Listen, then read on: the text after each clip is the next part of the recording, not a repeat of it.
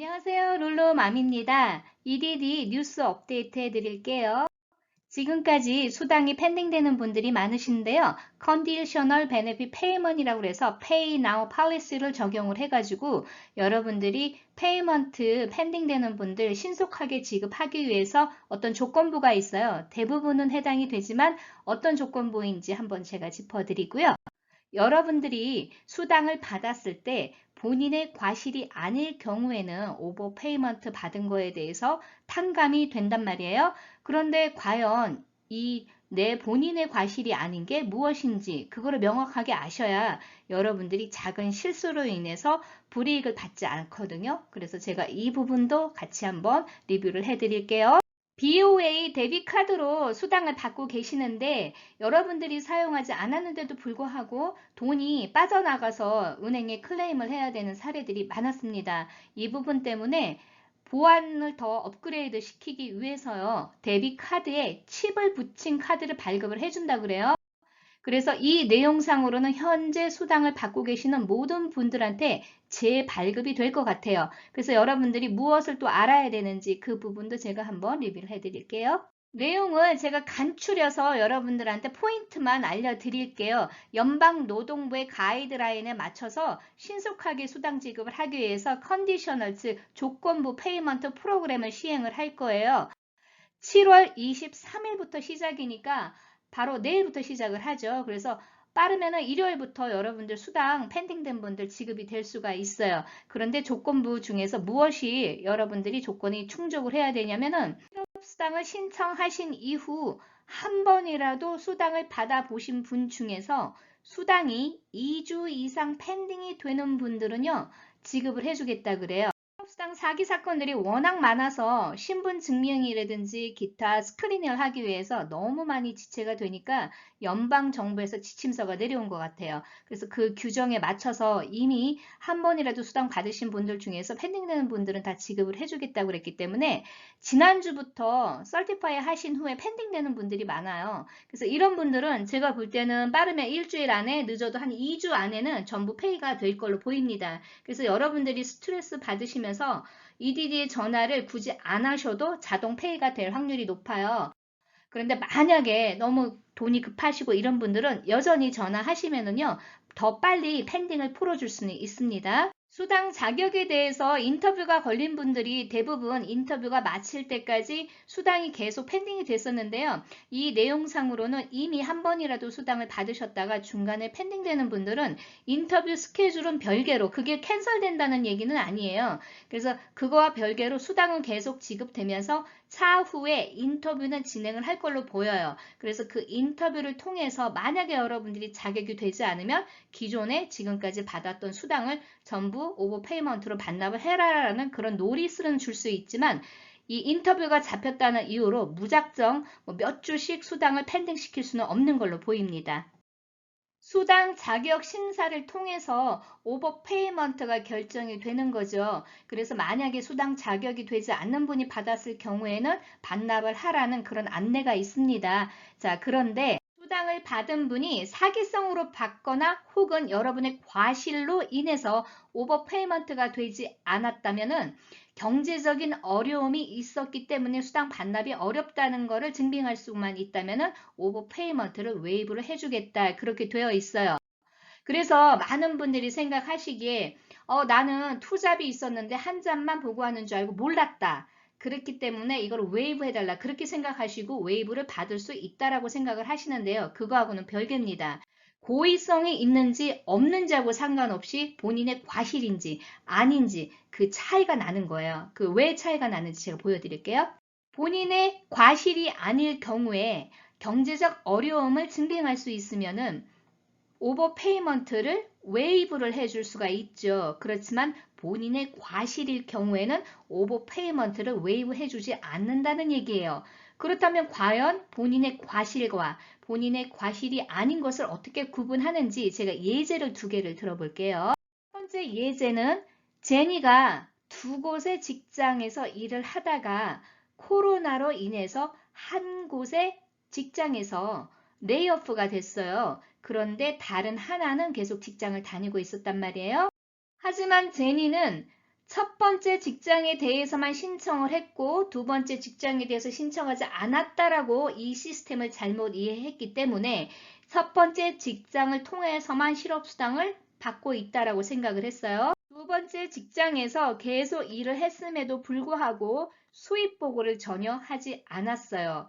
이럴 경우에 어떻게 되는지 알면서 고의적으로 수입 보고 누락을 해서 수당을 받은 경우와 몰라서 수입 보고를 누락했을 경우 이게 과연 제니의 과실입니까? 아닙니까?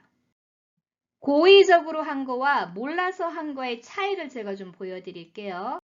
고의적으로 했을 경우에는 사기로 인정을 해요. 사기라고 인정이 됐을 경우에는 오버페이먼트 반드시 내야 되겠죠. 지금까지 받은 수당 그리고 페널티가 있어요. 페널티는 보통 10%를 부과를 해요. 그 다음에 날짜 계산을 해서 페이먼트를 바로 내지 않을 경우에 연이자 10%로 이자 계산까지 납부를 해야 돼요. 또다시 향후에 실업수당을 받아야 되는 경우가 발생될 경우에 지금 팬데믹이 아니더라도 몇 년 뒤라도 마찬가지예요.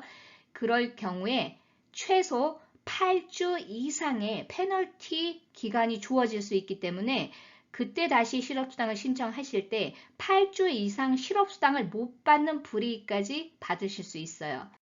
그러나 고의성이 아니고 시스템을 몰라서 이랬을 경우에는 사기로 인정되지는 않습니다. 그러나 오버페이먼트가 웨이브 되느냐? 기존 시스템 상으로는 오버페이먼트가 웨이브 되지 않습니다. 단 페널티는 웨이브가 될 수 있어요.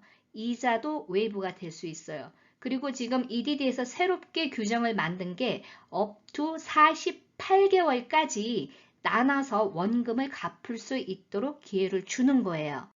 자, 이 두 가지 차이 아시겠어요? 고의로 했을 경우와 고의로 하지 않았을 경우 이게 사기로 가느냐 사기로 가지 않느냐에 따라서 페널티와 이자와 혹시 다른 불이익이 있느냐의 차이지 오버페이먼트 즉 지금까지 받은 수당을 반납을 해야 되느냐 안 해야 되느냐는 동일하게 반납을 해야 되는 거예요. 자, 이거를 고의로 했든 고의로 하지 않았던 이거는 제니의 과실입니다. 실제로 한국 분들도요, 이런 실수를 많이 하셨고, 또 만약에 여러분들이 경제적으로 어려움이 있으면 이거 다시 오버페이먼트 내지 않아도 된다라는 그런 정보를 어디서 받으셨는지 이거 그냥 또 무시하시고 계속 수입 보고 안 하는 분들도 상당히 많으세요. 이거 문제가 반드시 됩니다. 이제 2번입니다. 데이빗이 한국의 개인적인 사정으로 방문을 했어요. 한 달이든 두 달이든 석 달이든 방문해서 풀타임 직장을 바로 할 수 없었기 때문에 EDD에 서티파이를 하실 때 한국 방문 기간 동안에 한국에 방문했다고 보고를 했어요. 그런데 EDD에서 수당을 100% 그대로 지급을 해줬어요. 자, 과연 이럴 경우에는 어떨까요? 이 질문을 응용을 한다면 파트타임으로 일하시던 분들이 수입 보고를 하셨어요. 그런데도 EDD에서 수입에 대해서 공제하지 않고 그대로 시스템에서 페이된 케이스들이 꽤 많았어요. 과연 이것도 같이 동일하게 보셔야 돼요.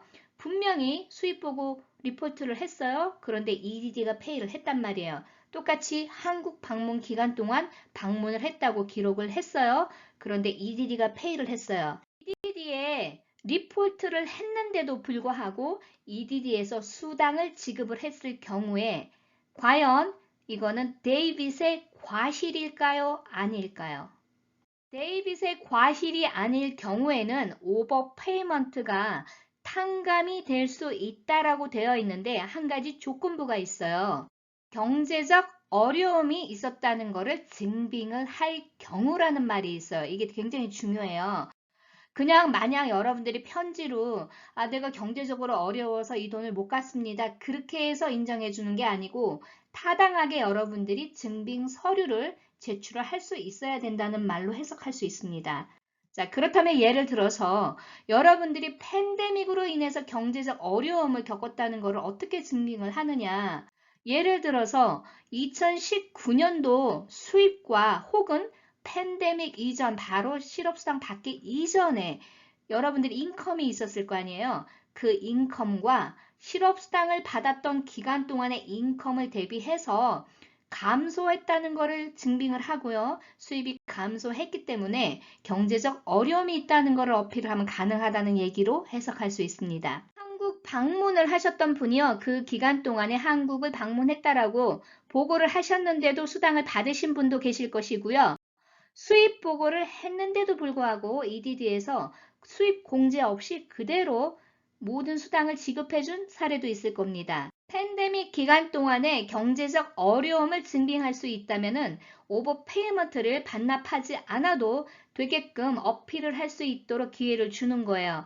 그래서 이런 분들이 혹시 미리 보고를 다 했는데도 EDD에서 돈을 다 줬어요. 어떡해요? 이런 분들이 있는데 이런 분들은 걱정하실 필요가 없습니다. 그리고 굳이 EDD에 다시 연락을 하실 필요가 없어요. 이미 여러분들이 다 리포트를 했다면 EDD에서 어떤 서류가 올 때까지 그냥 기다리세요. 그리고 기다리신 후에 차후에 어떤 서류가 왔을 경우에 동영상 댓글로 문의를 해주시면 제가 모니터링 해드리고요. 답을 좀 드릴게요. 커스터머 서비스 임프로비 하기 위해서 뭐 온라인으로 여러분들 커스터머 서비스 케어 뭐 할 수 있고 뭐 이런 얘기인데 이게 실제적으로 어떻게 잘 이루어질지는 아직 체감이 안 와요. 이 부분도 더 구체적으로 나오면 제가 다시 한번 알려드릴게요.